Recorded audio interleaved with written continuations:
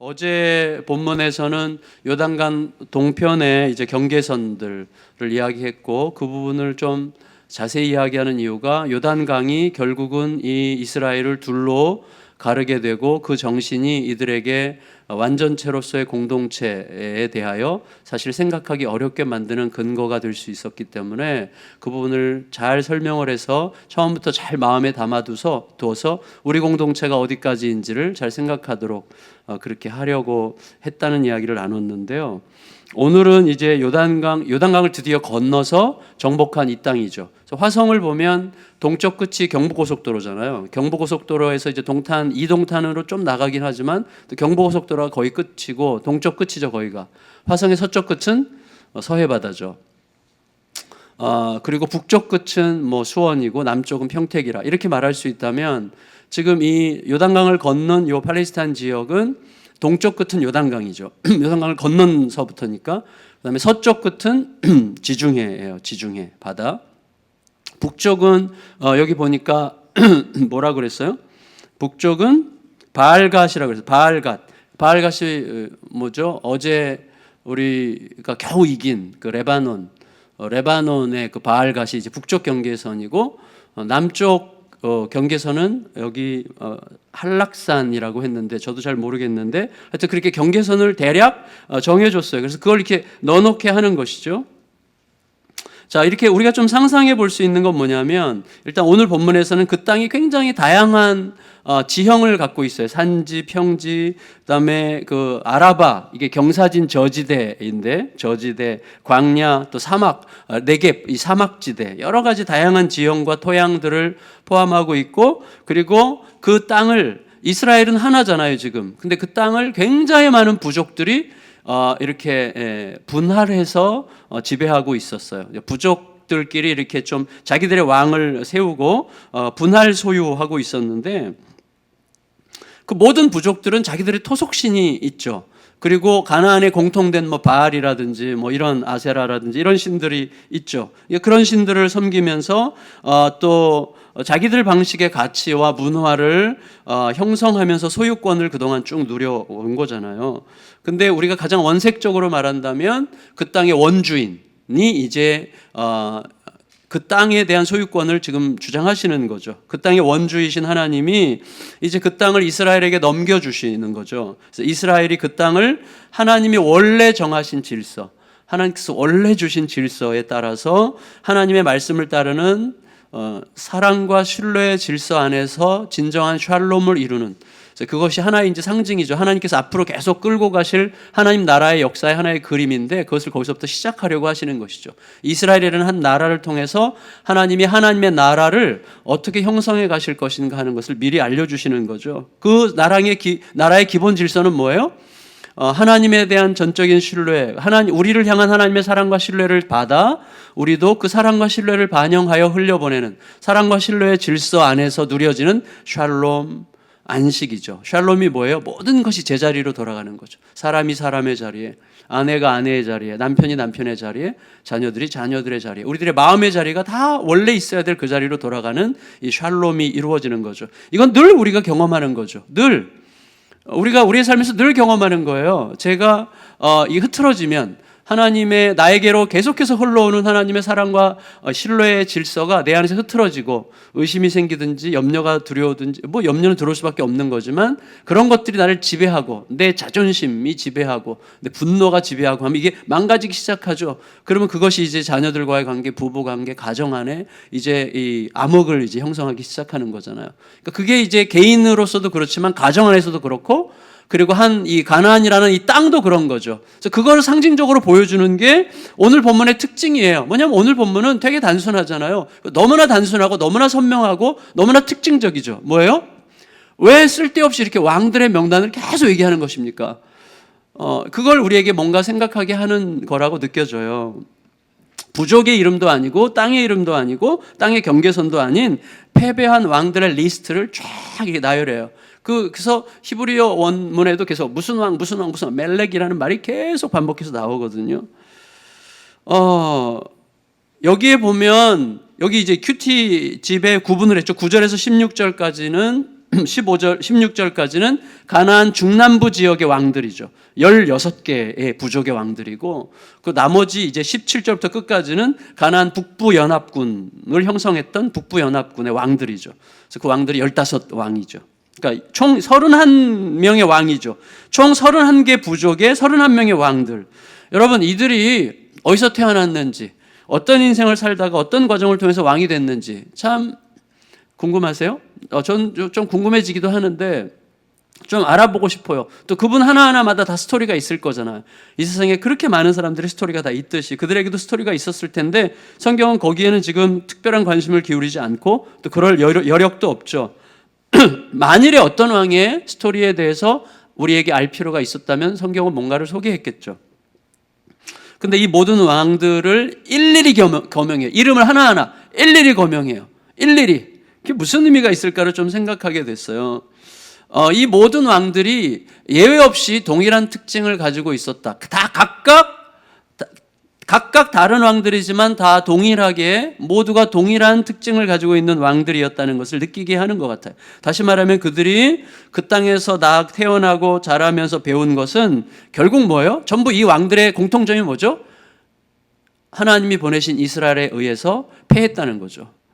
그리고 그 말은 무슨 말이죠? 그들은 결국 그 땅에서 태어나서 자라서 배워서 결국 왕이 됐다는 건 뭐죠? 성공한 거죠.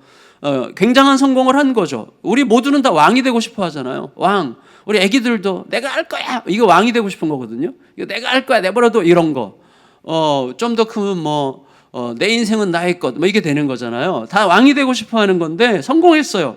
그런데 그에 따라서 그들이 그 땅에서 뭔가 성공적인 삶을 살았을지 모르겠지만 결국 그들은 패할 수밖에 이 모든 왕들이 동일하게 다 패할 수밖에 없는 거죠. 그러니까 결국은 그들의 모든 삶이 하나님 앞에서 합당치 않았다는 거고, 동시에 그에 따라서 하나님의 심판에서 면제될 수 없는 가치 추구의 방식으로 살아온 게 분명하다는 것을 우리들에게 이렇게 간접적으로 보여준다고 할 수 있습니다. 다시 말하면 그들이 이스라엘에 의해서 패망당한 것은 패망할 만한 마땅한 이유가 충분했기 때문이고, 그것은 그들이 그 땅의 주인이신 하나님의 질서에서 완전히 벗어난 방식으로 살았기 때문이라고 이야기할 수 있는 거죠.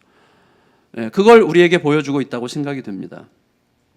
여러분 보세요. 이 31개 부족의 왕들이 다 천편일률적으로 똑같지 않았을 거 아니에요. 어떤 왕은 조금 더 낫을 거 아니에요.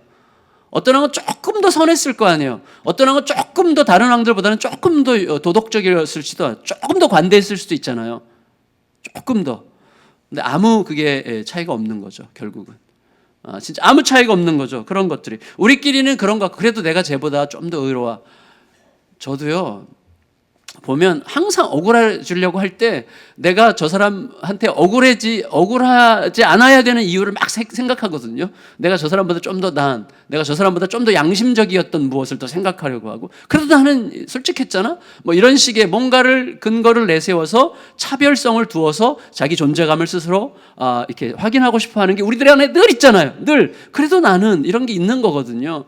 근데 이 왕들을 31개 왕이 다 똑같은 인형으로 만들어진 것도 아니고 똑같은 로봇도 아니잖아요. 다 다를 거예요.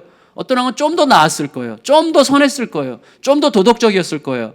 좀 더 다른 사람보다는 좀 더 상대적으로 관대했을 거예요. 그러나 아무 상관이 없는 거죠. 아무 상관이 없어요. 모두가 다 똑같았죠. 의인은 없나니? 하나도 없으며, 그것을 우리에게 보여주고 있는 거라고 생각이 듭니다. 그들이 멸망받아서 마땅했던 우리 자신과 마찬가지죠. 하나님의 심판의 칼에서 결코 피할 수 없는 자들이었던 거죠. 좀 더 실제적으로 말하면 여러분 생각해 보세요. 무엇보다도 한 나라의 왕이었다는 건 뭐죠? 자, 제가 늘 말씀드리지만 우리 교회에서 가장 타락할 가능성이 많은 사람은 저죠. 왜냐하면 제가 아무리 부인하려고 해도 제가 결정을 해야 되잖아요. 결정권을 갖고 있잖아요. 그리고 저에게 자꾸 쏠리잖아요. 뭔가 안 하려고 해도 쏠린단 말이죠. 그러니까 가장 위험한 거거든요. 그러니까 왕이라고 생각하세요. 왕.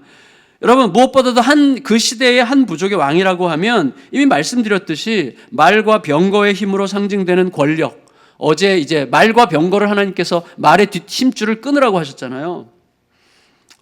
그게 권력의 상징인데, 말과 병거의 힘으로 상징되는 권력으로 지배하고 독점적인 힘을 누렸다는 뜻이죠. 그 당시에 왕이라고 하는 것은.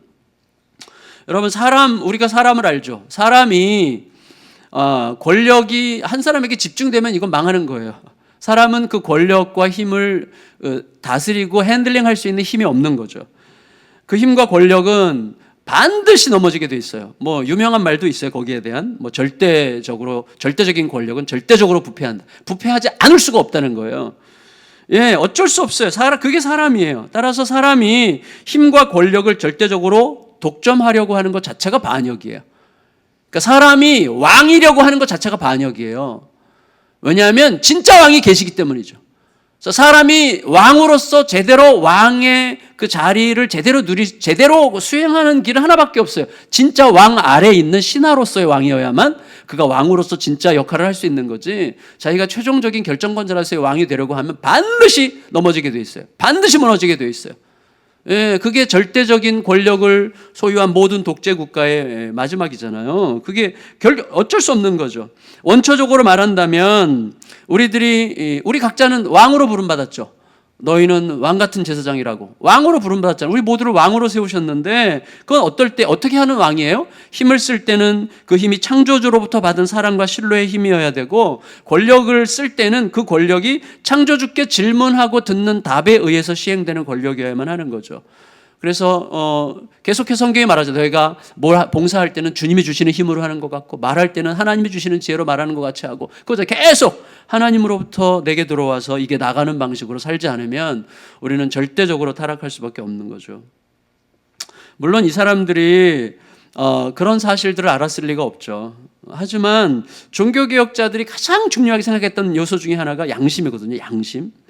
여러분, 그 양심의 손을 얹고 생각한다면, 저는 이런 상상을 한번 해봤어요. 그들이 외로울 때가 있지 않았을까요? 김규 집사님, 외로울 때 있으시죠? 좀 외롭다. 아내가 옆에 있지만 그래도 외롭다. 너무 외로울 때, 혼자 외롭게 방안을 거닐 때도 있었을 거 아니에요. 적군이 쳐들어올 때 두려움에 초조하고 불안해서 포도주에 의지해야만 됐던 그런 시간들이 있었을 거 아니에요. 가까운 사람들에게 부대끼거나 내 말을 잘 안 듣고 막 세력을 형성하고 있는 신하의 그 막강한 힘에 의해서 뭔가 마음이 쪼들릴 때가 있을 거 아니에요. 자연재해가 나서 부족들이 다 몰살당할 것 같은 그런 위기가 있지 않았겠어요? 그런 연약함에 노출되었을 때 내가 얼마나 초라하고 무기력한지, 내가 실제로는 백성들 중 사실은 하나와 전혀 다를 바 없는 연약한 자에 불과하다는 사실을 생각할 수 있지 않았을까요? 이거 너무 지나친 기대일까요? 하나님이 우리 모두에게 주신 양심에 의한다면, 양심, 로마서 1장에서 얘기하잖아요. 양심이 우리에게 법이 된다고. 양심 모두에게 있는 거예요. 모두에게. 근데 그것에 비춰본다면 내가 뭐 사실 별것도 아닌데 내가 어떻게 왕이 됐지? 이런 생각을 해야만 되는 거잖아요. 다윗은 그걸 잊지 않으려고 몸부림했죠. 나 같은 게 어떻게 라는 생각을 잊지 않았거든요. 다윗은 끝까지 잊지 않으려고 했죠. 사람이 뭐길래 도대체, 내가 도대체 뭐길래 하나님, 이걸 잊지 않은 거거든요. 만일에 그런 생각이 있었다면 그들도, 여러분, 라합이나 기브온 백성들이 그들과 무슨 차이가 있겠어요? 아무 차이 없어요. 근데 라합이 있었고 기브온 백성들은 항복했잖아요. 하나님 앞에 항복했잖아요. 그럴 여지가 있는 거죠. 그런 시간이 있었더라면 여러분, 다른 선택을 할 수 있지 않았을까라는 생각을 한번 해보게 되는 거죠. 다시 말씀드리지만 고대 사회에서 이 왕들 하나하나는 전부 다 장기판의 왕이죠. 왕이 그 나라 전부죠. 그래서 왕의 말은 다 시행되죠. 왕이 죽으면 나라도 죽는 거죠. 왕이 패하면 나라도 패하는 거고, 왕이 곧 그 나라의 법이고, 왕이 원하는 것은 절대적으로 시행돼야 되고, 왕이 원하는 것은 전부 다. 심지어 우리 친구들 알아요? 우리 초등부 친구들, 내가 그거 먹으면 절대로 늙지 않는 풀을 가서 구해와라. 신하들에게, 야, 나 늙고 싶지 않으니까 나 늙지 않는 풀 어디서 구해와. 그걸 뭐라고 불러요? 그 풀을? 뭔데 불? 그렇지, 불로초. 아무도 얘기 안 했어요. 속으로 얘기했는데 불로초. 그 불로초 구해오라고 한 왕이 누구야? 그런 왕이 있어요. 왕이 어떻게 안 늙는 풀을 구해와. 근데 막 신하들이 사방을 다니면서 구해야 되는 거죠. 근데 여러분, 그 진시황이 만리장성 쌓을 때 얼마나 많은 백성들이 죽었어요? 진짜 어마어마한 백성들이 죽었죠. 그러니까 여러분, 왕의 말은 곧 현실이죠. 네, 그러니까 왕에게 절대적인 권력이 쏠릴 경우에 백성들에 대한 착취와 억압은 필연적이죠. 따라서 백성들 안에서 자발적인 행복과 즐거움이 일어나는 것은 완전히 불가능해요. 완전히. 근데 만일에 왕에게 집중된 이 절대적 권력이 그 나라와 백성 모두에게 행복을 보장할 수 있다면 가능해요. 가능하죠. 절대적 권력을 가진 자가 절대적으로 겸손해. 절대적 권력을 가진 자가 절대적으로 선해. 그분이 누구예요? 하나님이시죠. 그래서 하나님을 왕으로 모실 때만 완전히 행복할 수 있는 거예요. 어느 누구도 왕이 될 수 없어요. 우리는 어느 누구도 왕이 될 수 없는 거죠. 이 땅의 모든 왕들은 그런 왕이 될 수 없어요. 절대 권력을 가지면 가질수록 절대적으로 부패하지, 힘을 가지고서 동시에 선하고 겸손하다, 이건 불가능한 거예요. 우리로서는 불가능하죠. 여러분, 따라서 이 31개 부족의 왕들의 쭉 리스트는 이스라엘 백성들로 하여금 이스라엘 백성들에게 뭘 느끼게 하는 거죠. 지금 이 기록을 읽는 이 많은 왕들을 쭉 31개 왕들을 쭉 나열했어요. 근데 이 왕들이 조금 전에 이스라엘에게 패망한 왕들이야. 그 모든 왕이라고 하는 자리 자체가 얼마나 무기력한지를 느끼게 할 뿐만 아니라 그 모든 왕의 리스트를 통해서 우리에게 진짜 왕에 대한 그리움을 불러일으키는 명단이 될 수 있는 거죠. 진짜 왕에 대한 그리움. 진짜 왕에 대한 그리움. 진짜 왕. 지난 월요일에 제가 이제 친구 목사님이 그 C.S. 루이스로 이제 처음 박사 논문을 쓰신 분이에요. 그래서 온누리교회에서 특강을 한다고, 그래서 제가 점심 같이 하기로 해서 갔어요. 가서 이제 거기서 강연을 쭉 듣는데 C.S. 루이스 이야기를 다시 이제 생각을 많이 하게 됐는데, 이분이 그런 얘기를 했어요. C.S. 루이스에 대해서 이제 공부한 목회자들이 어떻게 공부하면 좋겠는가를 뭐 하면서 그 이재훈 목사님이 이 얘기 저 얘기를 했는데, 그때 자기 마음에 들어온 그 감동적인 것 몇 가지를 얘기했는데, 그 중에 하나가 뭐냐면, 하나님은 생명의 주인이신데, 생명을 창조하신 생명의 주인이니까 하나님은 죽음에 삼켜줄 수 없는 분이잖아요. 하나님이 생명 그 자체이시니까. 근데 사람이 죽음을 자처했어요. 근데 사람을 살리려면 죽으셔야 되는데 대신 죽어줘야 되는데 대신 죽을 수가 없죠. 그러니까 어떻게 해요? 대신 죽어주기 위해서 사람이 되신 거죠. 사람이 되셔서 대신 죽어주셔서 자신의 죽음으로 사람을 살리는 이 스토리를 이제 굉장히 촘촘한 논리로 설명을 하거든요. 근데 여러분, 하나님에 대해서는 정말 더 알아갈수록, 더 묵상할수록, 더 생각할수록, 또 하나님에 대해서 이야기한 그 참 대단히 지혜로운 분들의, 하나님이 그런 은혜를 주신 분들의 글들을 보면 하나님의 그 아름다우심에, 지난주에도 우리 김한윤 목사님과 아름다움, 십자가의 아름다움, 스펄전 목사님이 얘기한 십자가의 아름다움에 대해서 얘기를 해주셨는데, 정말 그런 것 같아요. 그 아름다우심, 아름다운 왕, 만왕의 왕인데 너무 아름다워. 모든 세상의 창조주고 권력자고 모든 것을 본인이 마음껏 통치하고 다스리고 핸들링하실 수 있는 그분이 완전히 선하시고 완전히 겸손하신, 우리를 위해서 자기 목숨을 내어주신 그 왕 외에 우리가 섬길 왕은 없는 거죠. 여러분, 이 긴 명단을 볼 때 가장 독특한 게 뭐냐면요, 자, 이스라엘은 어떻게 보면 한 부족이죠, 이스라엘이. 근데 이스라엘에 의해서 멸망당한 가나안에는 왕이 31명이나 있었어요. 물론 더 많은 왕이 있죠. 여기 이제 생략된 명단들도 많아요. 더 많은 왕들, 최소한 30-40명의 왕들이 있었어요. 근데 그 왕들이 이스라엘 앞에서 무력하게 넘어졌죠. 이걸 우리에게 좀 생각하게 하는 것 같아요. 근데 이스라엘에게는 왕이 없었잖아요. 이스라엘에게 사실 왕이 없었던 게 아니라 왕이 있었죠. 그들의 왕이 하나님이셨기 때문에. 그래서 이 많은 왕들과 진정한 왕이신 하나님을 대조해서 우리에게 생각하게 하는 말씀이라고 할 수가 있는 것이죠. 현실적으로도 금방 이해할 수 있어요. 그들은 질 수밖에 없어요. 여러분, 31개 부족 모두에게 왕이 있다는 건 뭐죠? 최종 결정권자가 31명이에요. 그들이 연합할 때는 연합하는 근거는 간단해요. 두려워서 연합하는 거고요. 임시적으로 연합하는 거고요. 그 전에 그들끼리 얼마나 많이 싸웠겠어요. 그러니까 지금 두려워서, 이스라엘에 대한 공통의 적 때문에 두려워서 과거에 우리가 싸웠다는 사실, 또 앞으로 싸울 가능성이 많다는 사실을 잠시 잊기로 하자. 그 정도가 그들의 연합이에요. 그 힘은 너무나 무력한 힘이죠. 무력한 힘이에요. 오늘날 저는 우리가 다 아는 거죠. 개신교회, 어떤 분이 그래요. 개신교회들이 연합할 수 없다. 개신교회들이 연합할 수 없는 이유는 모두가 다 왕 노릇하고 있기 때문이라는 거예요. 각 교회에서 담임 목사들이 전부 다 왕이에요. 왕. 그러니까 이게 서로의 말을 잘 안 들어요. 서로의 말을. 교회가 조금 크면 남의 말 절대 안 듣습니다. 위험해요. 굉장히. 다른 사람 말이 안 들려요. 그래서 이런 거죠. 되게 유치한 예인데 안 할게요. 너무 유치해서. 진짜 근데 유치해요. 유치하죠. 우리가 유치하니까. 너무 유치해요. 그래서 막 예를 들어서 막 한 50여 명 모이는 교회 목사님이 막 얘기하면서 막 이렇게 해야 된다고, 잘해야 된다고, 당신 왜 이게 하냐고 막 그러면 되게 여유 있죠. 여유 있어요. 당신네 교회 몇 명 모여? 뭐 이런 식의 논리가 진짜 유치한 논리가 들어오는 거예요. 희한하게. 빨리 회개해야 되죠. 근데 그게 우리를 움직이는 힘이 있는 거예요. 참 되게 묘한 거죠.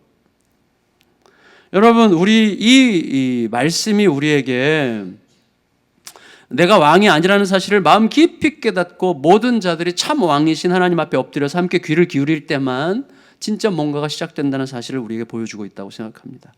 말씀을 정리할게요. 오늘 본문은 이스라엘에게 또 우리가 우리 자신에게 스스로 왕이 되려고 하지 말아야 된다는 사실을 가르치고 또 동시에 우리가 하나님 외에 어떤 다른 왕을 구할 필요가 없다는 것을 가르치죠. 여러분 사사시대에 보세요. 사사시대. 대혼란기죠. 그들에게 왕이 계셨잖아요. 하나님이 그들의 왕이잖아요. 그런데 그들이 계속해서 주변국들에게 침투를 받다 보니까 왜? 하나님을 왕으로 섬기지 않으니까 뭐가 왕이 돼요? 자기들의 소견이 왕이 됐어요. 그래서 그 시대에 왕이 없으므로 사람들이 각각 자기 소견대로 했다고 했죠. 이게 사사기의 결론 아니에요? 근데 사실은 왕이 없으므로가 이제 왕이 계셨지만 백성들이 각각 자기들의 소견을 자기들의 왕으로 삼았다 그 뜻이죠. 내 생각을 우리도 여러분 가만히 들여다보세요. 하나님이 뭐라고 말씀하셔도 자존심 상하면 못 살아요. 하나님 뭐라고 말씀하셔도 내 생각대로 안 되면 못 살아요. 하나님께서 뭐라고 말씀하셔도 마음 상하면 못 살아요. 다시 말하면 그게 왕이죠. 하나님이 왕이라 내 분노, 내 자존심, 내 존재감, 내 아집, 내 고집, 내 불안함, 내 초조함이 왕노릇하도록 늘 내버려둬요. 그러니까 어떤 것이 내게 왕노릇하고 있는가를 여러분 정말 많이 생각해야만 하는 것이죠. 여러분, 그래서 이스라엘 백성들이 결국은 사사시대의 혼란을 겪고 나서 어떻게 합니까? 자기들에게도 왕 달라고 그러잖아요. 근데 하나님께서 굉장히 싫어하시는 거였죠. 근데 이스라엘 백성들이 하도 왕 달라고 그러니까 왕을 줬어요. 그게 왕정시대가 시작된 거죠. 왕정시대는 처참한 역사였죠. 500년 동안 중간중간에 하나님을 정말 닮아가려고 노력한 몇몇 왕들이 있었지만 그들도 자기 안에 있는 악의 어떤 그림자들로 인해서 다음 세대 혹은 그 다음 세대에 여지없이 그 불의함이 드러나면서 나라 전체는 결국 완전히 패망하게 되는 거죠. 이스라엘 나라 자체가 없어지게 되는 거죠. 그거예요. 진짜 하나님을 어느 순간에라도 하나님을 왕으로 섬기지 않는 한, 그러니까 누구든지 뭐 목사든지 무슨 누구든지 우리 교회 중직자든지 누구든지 왕 노릇하려고 하면 망치는 거예요. 왕은 하나님뿐입니다. 그러니까 하나님을 왕으로 섬기라 이렇게 말하는 거죠. 네, 말씀을 마칠게요. 여러분, 이 31개 부족의 왕들의 명단은 오늘 우리들에게 진정한 왕, 절대 권력을 소유하신 왕, 죽음도 이기시는 가장 강력한 왕, 그렇지만 우리들의 모든 고난과 아픔을 아시고 지극히 겸손한 선하심으로 우리를 위하시는 우리들의 왕 예수 그리스도를 말없이 외치고 있는 명단이라고 생각합니다. 네, 우리의 진짜 왕, 너무 우리를 사랑하시고 완전히 세계 통치자이시면서도 너무나 겸손하신, 너무나 선하신, 완전히 우리를 사랑하시는 우리의 왕 예수 그리스도를 우리에게 외치고 있어요. 여러분, 예수님이 우리의 왕이라고 하는 사실이 얼마나 감격스럽습니까? 진짜 얼마나 감격스럽습니까? 보통 이제 현실적으로 말하면, 실제로 안 그래야 되는데 현실적으로는요, 참 담임 목사가 되게 외롭거든요. 되게 외로워요. 어떤 때는 사실 우리 부교육자님들이랑 허심탄회하게 말하려고 애를 쓰지만 말 못하는 게 있어요. 말할 수 없어요. 정말 자존심 상해가지고 말 못하는 게 생기거든요. 누구와도 의논할 길이 없고 또 이렇게 그럴 때가 있어요. 되게 외롭고 또 근데 결정은 해야 되고, 그래서 그때는 정말 하나님께 이게 넘기고 하나님이 결정하세요 이렇게 말하고 싶을 때가 있어요. 근데 하나님은 묵묵부답이고 그럴 때가 있어요. 그럴 때 결국은 일어서게 하는 게 뭐예요? 예수님이 나의 왕이시라는 사실이 마음 깊이 다시금 헤아려질 때, 그때 그 위로는요, 진짜 어떤 위로냐면 하나님 오늘 죽어도 좋습니다, 이런 위로가 오는 거예요. 그러면 또다시 넘어가고 또다시 넘어가고 그러는 거잖아요. 우리 사실은 저만 그러겠어요. 우리 모두가 다 얼마나 외롭고 서럽고 힘들 때가 많습니까? 정말 도대체 내가 이렇게 계속 살아야 되나? 이렇게 느껴질 때 있는데, 그때 우리를 일으키게 하는 힘은 나를 통치하는 왕이 누구냐? 여러분, 내가 신하라면 사는 길은 하나밖에 없어요. 왕이 진짜 절대적인 권력을 가졌는데 완전히 겸손하고 완전히 선한 왕이라면 하나밖에 없어요. 그분의 뜻대로 가기만 하면 되는 거예요. 아무것도 안 보여도 상관없고요, 아무리 큰 대적이 있어도 상관없어요. 그 왕만 붙들고 가면 되는 거예요. 그러면 그게 이긴 전쟁입니다. 아멘? 다시요. 아멘? 이렇게 강요하네. 말씀 마칠게요. 내 소견과 주장, 내 고집과 찌그러진 판단력을 왕으로 삼지 말고 돈과 권력과 공명심을 왕으로 섬기지 말고 오직 예수님만 우리들의 왕으로 모셔서 진짜 샬롬이 내 마음에서 늘 누려지고 우리들의 가정에서 우리 교회 안에서 진짜 샬롬과 안식이 누려지는 복된 삶, 복된 가정, 복된 교회 공동체로 설 수 있기를 축복합니다. 아멘. 우리 다 같이